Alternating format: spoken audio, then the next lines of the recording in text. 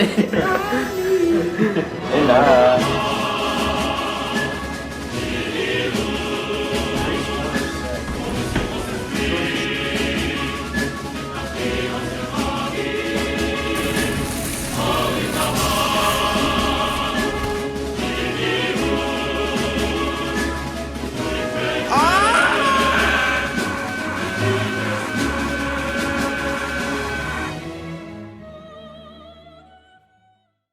What's going on, Grizzlies? Welcome to the Grizzly Gang podcast. We decided that we're going to do this while we're all in quarantine and doing remote learning, so we hope you enjoy.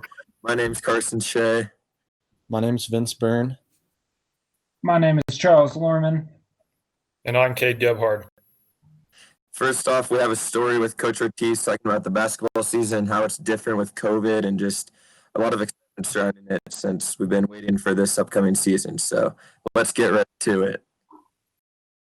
Hello, everybody, again. So we'd like to welcome Coach Ortiz to the show. We're really happy that he's here because our first special guest, and first off, we have an interview with him starring Vince. So let's jump into it. Hey, Coach. Thanks for joining us today. So we're just going to ask some questions about the upcoming basketball season and what's that going to look like. So my first question was, when is the season scheduled to start this year? Okay, well, Vince, thank you guys for having me. This is exciting to be here.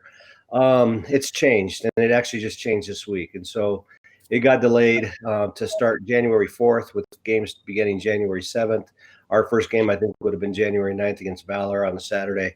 But it's been delayed again. The state, the CDHPE, I think that's what it is, the Colorado Department of Health and something, they're going to look at the numbers on January 14th. And so right now, CHSA has a proposal to start in February 1st, but it's fluid. Yeah, I heard about that like yesterday on the news. So other than the scheduling, is there any other parts of the season that look like they're going to be different due to COVID? Oh, there's a lot different. I mean, we obviously we got our season and we barely got it in if you're going back to March, but we weren't able to do very much stuff in the spring. We were limited. We had our banquet. We were lucky we had it early. But all of our workouts were canceled. We didn't do anything through June, which is a big part of our off season. Then we were able to do some modified workouts in July, and it kept stepping up with what we can do. And then they got canceled right as school was about to start. And then we didn't start up again until after Labor Day. But we have to wear masks. We have to be socially distanced. We have limited numbers. We have to take temperature checks. We have to ask for symptoms. We have to have contact tracing. And then as it's gotten worse again, we lost all of it. And so we were down for a few weeks and then just started up on Friday. So we've had Friday's workout. And then yesterday, Monday, we've gone twice, 9 guys in the gym with a coach, masks, social distance. So we're starting up back again. And so hopefully we'll keep improving on that. So do you know if students will be allowed to come to the gym and watch games once the season does start? Right now, I'd say no, and it'd be nice for students. But the big thing for us is our parents. And in football, you guys, if you went to those games, there were some limited numbers, but it's gotten worse. We went to, level orange, now level red, and it's got to get better. But right now I'm hearing no. One thing that is different that we're adding to all the high schools in Douglas County is we're putting in a Pixelot camera, which will stream all games in anything in the gym on the NFHS website, the National Federation of High Schools. So you can watch our games live. And hopefully before the season's over, we'll have fans. But right now, I'd say probably not. Do you think that not having fans will affect like home court advantage or anything like that? That's interesting. So sometimes I'll go back and I'll watch a Vista game and I'll see the environment and you feel it and the energy and stuff going into it. But honestly, during games, I don't even recognize fans. You completely block it out. Our kids are very focused. They're very driven. I think playing on your own hoop, playing on a court that you're familiar with, having the same backgrounds is always kind of an advantage, being in your locker room. So I think you'll still have some of that. It is nice having the fans, but we'll play guys anywhere. We'll play them outside in the park. We're ready to go. We'll play wherever. home or away. That's awesome. That's an awesome attitude. So how do some of your players feel about the changes that have been being made and how fluid this season has been as far as scheduling? Well, it's scary, and the cool thing about it is, it's kind of gone back to like when I was in high school in the 80s and the 70s. We played in our driveways. There was really no rec center stuff. It was 2-on-2, 3-on-3, and our kids had kind of had to go backwards, and they found a park up I-25 and I believe Dry Creek, where it was kind of hidden, and they were able to go back there and have pickup games and play outside. And they were playing 3-on-3 in driveways, and so they've kind of had a throwback from going and playing club and going to elite camps and traveling to just playing in their backyard or wherever they can. So that's been kind of cool, and so I think it's maybe brought a appreciation for what we were able to do.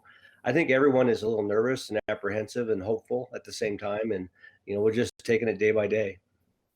How many returning players will you have this year from last year's team? And do you have any like up and coming players who you think will be able to make an impact this year? Yeah, our team is loaded, to be honest. I mean, we had 5 seniors last year, so I guess that means we had 7 returning, even though it seems like it might be more than that. We have I actually consider that I think we have 7 starters. Starting for us last year was Garrett Arnold and Nolan Merrill. And then Jason Simmental had to play JV. He could have been a varsity starter last year. He was a varsity starter at Ranch. He used to be in our feeder program. Zach Keller, he did start for us, but he was injured for most of the year. So he came back at the end of the year. And then our 5th starter is probably one of 3 different guys. But we have a lot of size, a lot of depth. We have some young players. We got a freshman. You asked about young guys coming up, Andrew Crawford. He's 6'3", point guard, probably going to be 6'7" like his brother. I think he'll be a high Division I prospect, but right now, Zach Keller is a junior. He has multiple Division I offers. Nolan Merrill is one of the best athletes we've ever had in our program. That's 6'8", 6'7". We have Joey Balello, who's another 6'7" player who's extremely athletic and has Division II offers. And there's just a lot of depth there. And so we hope to play because I think we have a chance to be pretty special. That's awesome. Yeah, a lot of depth there. What are some of the big games that you have on the schedule this year against teams you think will be good? Well, we had to redo our schedule like 3 times because of all this. And we usually have a pretty tough schedule. We were originally scheduled to go to San Antonio, and as soon as this broke, we canceled that because we knew travel was bad. And then some of the teams that we were going to play most of the teams in the Centennial League, Overland, Cherry Creek, Smoky Hill, Eagle Crest, some of the better teams in the state. When they all pulled out, because once we went from a 23-game season to 14, they basically play 12 games in their league. And so they only had 2 non-league games, and they didn't want a strong opponent for their 2 non-league games. So we had to start over. So we have our league, which is 10 games, and I believe we have Ralston Valley, Fairview, Valor, and I can't think of the 4th one. But it's, Valor's the first game. That'll be a big one. But the big games will be Rock Canyon, our league games, Chaparral, Vista. So yeah, you were talking about the Continental League games. How does the competition in the league look like it's going to be this year? It's a great question, and the crazy thing is when you finish a year, you think about all the kids that are graduating, you think about the teams are not as strong as they were at the end of the year. And then by the end of the next year, it feels like they're all there again. And so going into this year, I would say teams are down. A lot of graduated players. Chaparral, who had been, I think won the league last year and was pretty strong. They graduated quite a bit. We'll see. It's still kind of the typical players on top. It'll be us, Regis, Vista. Rock Canyon got a big time transfer, and the transfer piece will be a factor. The whole COVID deal will be a factor. So I'd say overall the league will be down a little bit, but it's one of the 2 strongest leagues in the state, hands down. Okay, great. So the last question I have is, what are your main goals for this season as a coach? God, there's so many different things, Our goal is to win a state championship. This is hands down. That's just the deal. We expect greatness. We feel I can see it every year. That's who we want to be. Two things we guarantee our players. We tell them we love them, and we want to tell them that every day. And every decision we make is what's best for the program. And so it's about the destination, but it's about the journey. It's about both.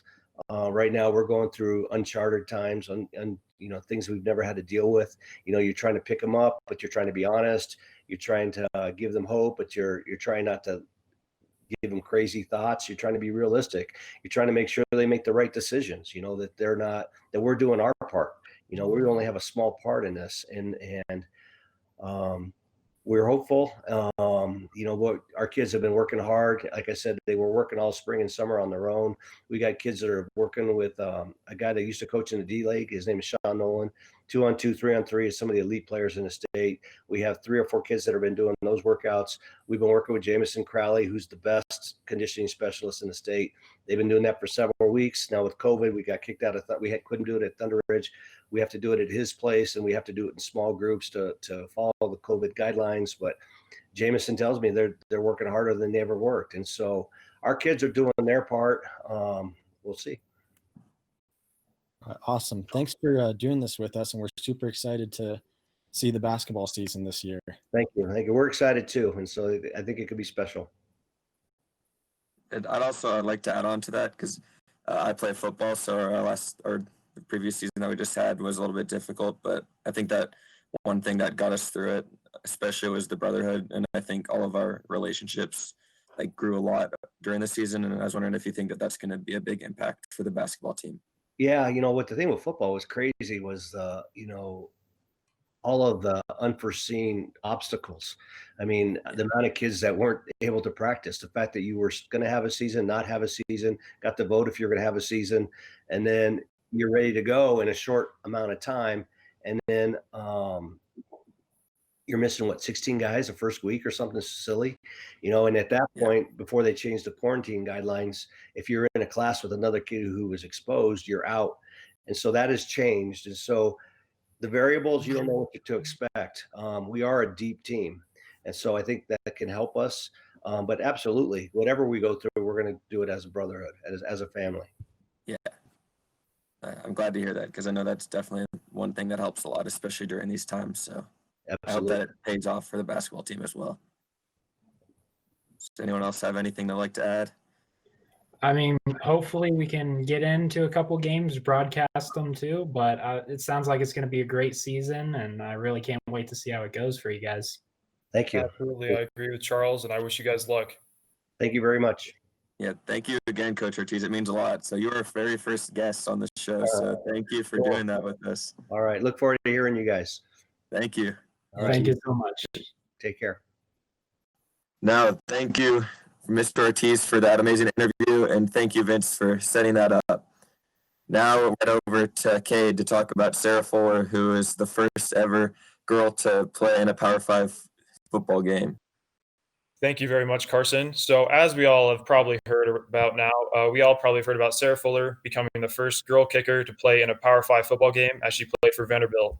And I just wanted to hear your initial reactions on finding out about Sarah Fuller becoming Vanderbilt's kicker. Carson, what do you think? So when I first heard about it, I was in shock. It made me really happy because I've always thought that it'd be interesting to see in a big game like that, because I play football at Thunder Ridge and I've gone against girls in other high schools, but I've never heard of a girl playing in a big college team like that. So I don't know exactly if it's for publicity or if they just needed her because of COVID, but I think that it was awesome that they brought her in under the circumstances. Vince, what did you think? I thought it was a really cool way for Vanderbilt. I mean, they made history, and that was a really cool thing for Sarah Fuller to have the opportunity to do, because she also plays soccer at Vanderbilt. So now she can say she's played both football and soccer at the Division I level, and that's something that not many people are able to do. And Charles? I definitely think it's interesting too. I think it's a good, solid first step into greater gender inclusion in football. And I say that as a longtime football fan. And I think it's great that it's becoming a more gender neutral sport, even though this is by no means like a huge step. It's still a good first step nonetheless. Now, I'm curious, how do you guys think that she did? Carson, how do you think that she did? The way it happened, like I was expecting her to like be able to kick field goals or kick a lot of kickoffs, but the only thing that she had to do was a squib kick, and we don't know for sure, but it sounds like the coach told her to just squib it, which I think is kind of unfair because I wish that she got the chance to kick it as far as she could at the start of the game. So I was a little bit disappointed that the staff decided to do that, but what they told her to do, I think that she did great. Vince? Yeah, she definitely did her job. She did what the coach told her to do. It definitely would have been cool to see maybe a field goal attempt or a point after attempt, but I think she did her job. And Charles? From what I've heard, obviously she probably could have done a bit more. Like Carson said, maybe a point after touchdown or a kickoff, something like that. But again, it sounds like she did a good job of playing, and yeah, that's about it. And my final question for you guys: what impact did she have, and do you think it will be seen again in the future? Personally, I think that it will be something that'll happen in the future again, but I don't really think it'll be anytime soon. I think that the only reason it happened now is because the typical kicker had COVID and they had to bring her in, which was awesome. So maybe another team will have to face a similar situation, but I think in general, it's not going to happen soon, but I hope that it does because that was super empowering for young women, and I think that like it was awesome. It gave a lot of girls confidence, so I hope that it happens again. Vince? Yeah, I don't, like Carson said, I don't see this becoming like a big thing. Like I don't think college recruiters are going to go out and start recruiting soccer players now. But I think if this situation were to happen again for Vanderbilt or another team, I could see it happening again, and I think that was awesome. Charles? Again, like I mentioned before, it's a good first step. And like Carson said, he already has played against some girls in high school for football. So I think we could possibly see at least more girls playing at like the lower levels, like Division III high school football. But again, I don't think it's going to be a huge, big deal right away, like Vince said. Awesome. Thank you guys very much. Of course. Thank you, Cade, for that story. That's super interesting that we got to see a girl play in such a big game like that. So I hope that we get to see more of that in the future. Now we're going to head over to Charles Lorman, who's going to talk about The Mandalorian. Thank you for that, Carson. So, as you all at home probably know by now, or at least have heard, is that The Mandalorian is definitely one of the biggest hit shows of 2020 on Disney Plus. And I just wanted to get some kind of thoughts from you guys on the season so far. The biggest one is first impressions. I know not all of us have watched the entire season. But so far, what are your guys' like first initial impressions of it? Cade? So far, I think it's probably one of my favorite Star Wars related TV shows that I've seen in a long time. It's really action packed, and honestly, compared to some of the recent movies that they've come out with, I'm very excited about this. Vince, what about you? Well, I haven't actually seen the second season yet. I'm almost done with the first season, so I don't know what the second season's looking like, but I really love the first season.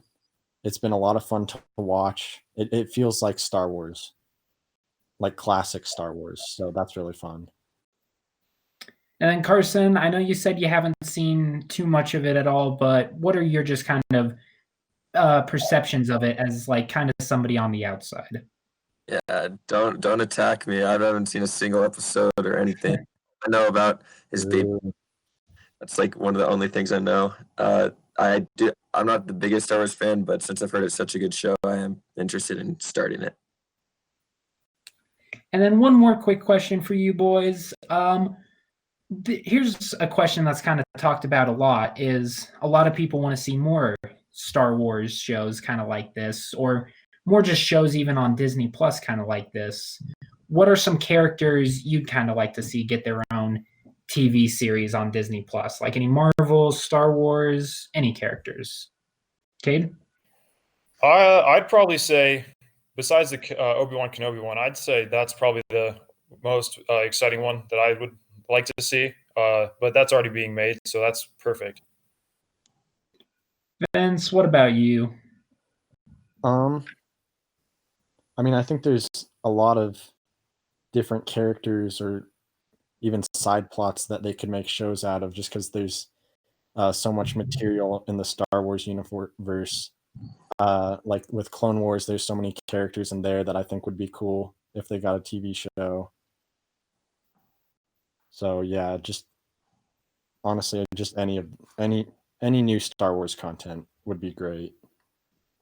And then Carson, what about you? I'm gonna go just the Disney route itself. I think that'd be interesting, like a Pixar spinoff maybe. I was thinking Mater for Cars would be funny.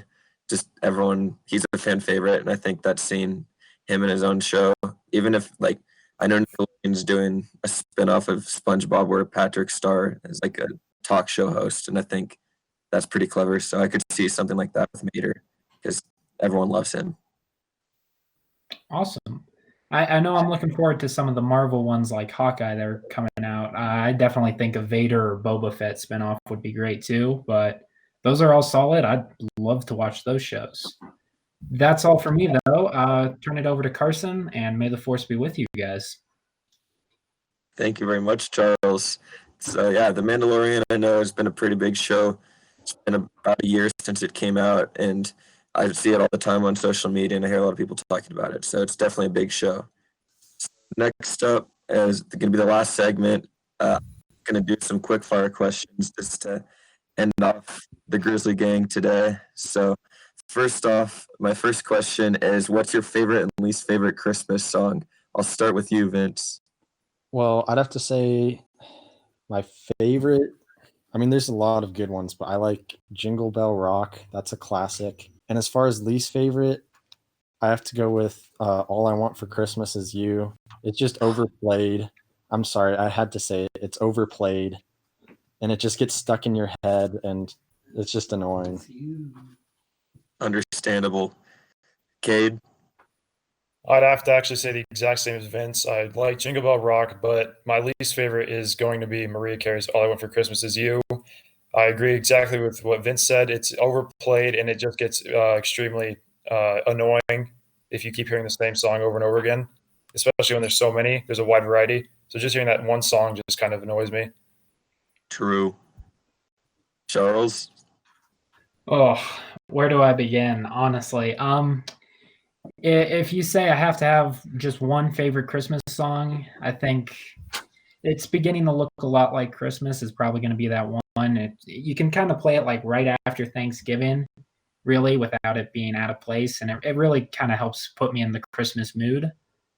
As far as least favorite goes, that's going to be a tough one. I would say probably Frosty the Snowman, only because it gets stuck in my head like no other Christmas song. It's a great picture. It's a good song, but just because it gets so stuck in my head, you can't do it. All right. Yeah, for me personally, Beautiful Christmas by Big Time Rush is one of my favorites.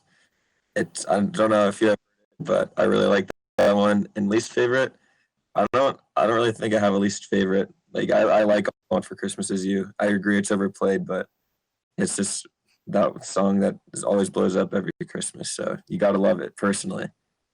So the next question is, before we actually get into it, for all of you listening and watching, we're in the same fantasy football league, and this could get a little bit chippy, but I want to ask you guys how your fantasy team is doing. I'm going to start with you, Vince. Well, I mean, overall, I'm 5-7, so not great. But I just had a big win last week. I won 153 to 147, so it was close, but I pulled it off. So I'm proud of that, even though I have a losing record. Hey, at least you went out on a high note. Exactly. Cade? So it's been kind of a rough ride the last couple of weeks here. I was 9-0, and then I lost 3 straight. But then I just picked up a big win this week that clinched my #1 seed in the playoff spot. So I'm excited about that. I'm excited to see exactly what happens between the rest of us now in this championship. Thank you. Well, good luck in the playoffs. And Charles, over to you. So, as somebody who during their first year of fantasy football drafted a kicker in the second round, I'm staying 6-6. I could have a pretty big win coming up here. No, sorry, Carson. And even beating Cade last week, it's going well so far for a first year. We're cruising, we're jumping, we're jiving, we're feeling good. Hopefully, we got a spot at making it to the playoffs. But if not, it is what it is. Thank you, Charles. So yeah, Charles and I are both 6-6, and we're playing this week. But as of right now, it looks like Charles is gonna take out the dub. So it's up to you, Charles. I'm gonna root for you, underdog in the playoffs. I appreciate it, man. Just like the Giants, huh? Oh yeah. I'm curious what your guys' favorite social media platform is and why, because there's a lot out there. And right now, I think a lot of us are using social media just considering quarantines and everything. So we don't have much else to do. So, Vince, what's yours? I mean, I'd probably say YouTube because there's just a lot of content there, and it's like it's got so many different purposes. Like if you need to figure out how to do something, you can watch a tutorial video, or if you want to see like a clip from a movie, you can find a clip from a movie. So I just think there's a lot of different uses for it. So I'd have to go with YouTube. Good choice, Cade. Mine's going to have to be Snapchat just because it's a very popular app. It's been a popular app and everyone's already on it. So it's also easier just to like communicate with people. And I just thought that one would make most sense to me just because it's so popular nowadays. That makes sense. Charles? Well, I must say I really do like the previous two mentioned, but for the sake of mixing it up too, Instagram is definitely going to be another one of the favorites for me. It's just so easy to spend hours just browsing through it, looking at random stuff, and it's a good kind of time waster in a year where you really don't have anything else to do. Definitely a good spot to find dank memes. So definitely think You know it. to go if you're looking for memes. My personal favorite would have to be Twitter because you can get a variety. Like I look at sports or stuff in the music industry and just a bunch of different things on Twitter. So that would be my favorite. And my last question, this could get controversial. It's what's your favorite cereal? What's the best cereal? Not just what's the favorite. Vince, Lucky Charms, why? the marshmallows. All right. That's Cade, Mine's Captain Crunch.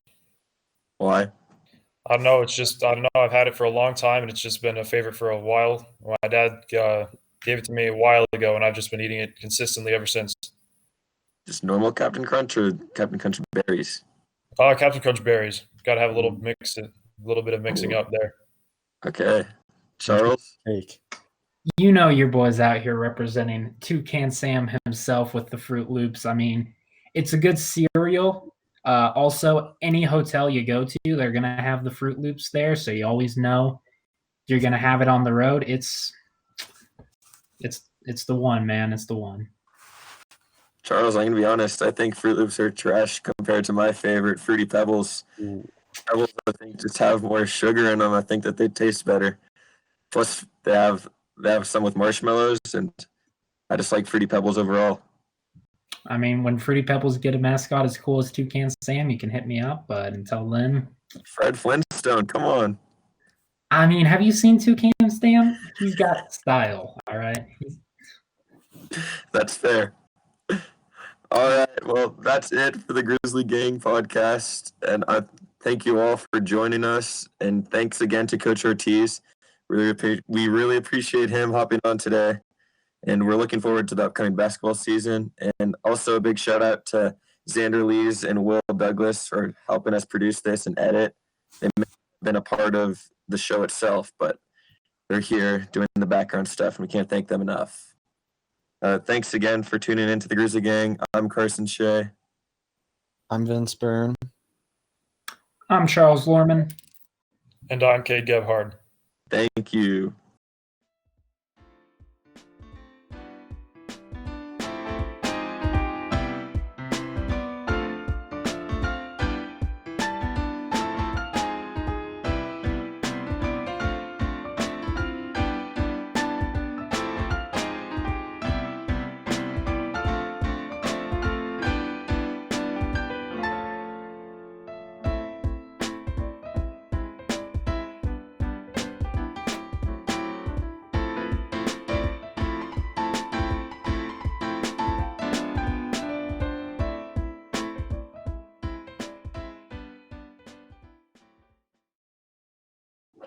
That was Cool. sauce.